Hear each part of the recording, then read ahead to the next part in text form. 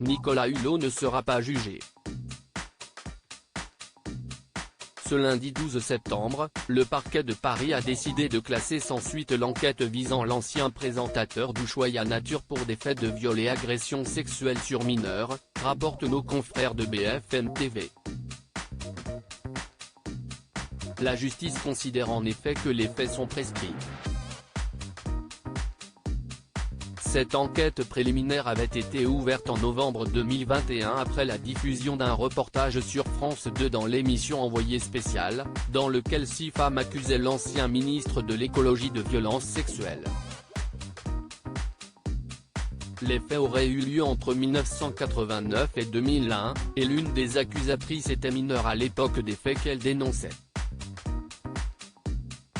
Des faits qui seraient survenus il y a plus de 30 ans mais seule l'une de ces femmes avait porté plainte contre Nicolas Hulot.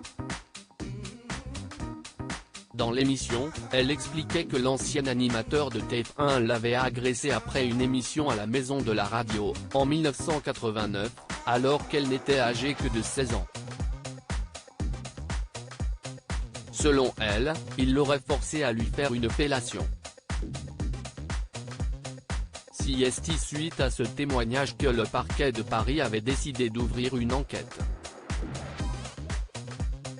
Mais ce dernier a finalement décidé de classer la plainte pour cause de prescription, c'est-à-dire lorsque le délai fixé par la loi pour juger les faits est dépassé. Comme le rappelle BFM TV, depuis février 2021 et une circulaire du ministère de la Justice, les parquets peuvent prononcer un classement pour prescription quand les faits révélés ou dénoncés constituent bien une infraction mais que le délai fixé par la loi pour les juger est dépassé. Nicolas Hulot, ces affirmations sont purement mensongères de son côté. Nicolas Hulot a toujours nié les faits qui lui étaient reprochés.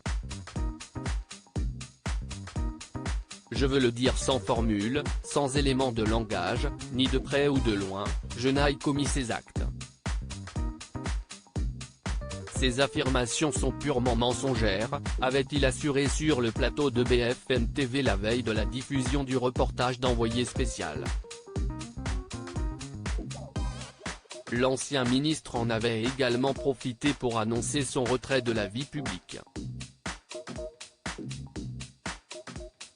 Quelques jours après, il aurait pris la décision de vivre reclus, loin de sa femme et de ses enfants, dans sa villa en Bretagne.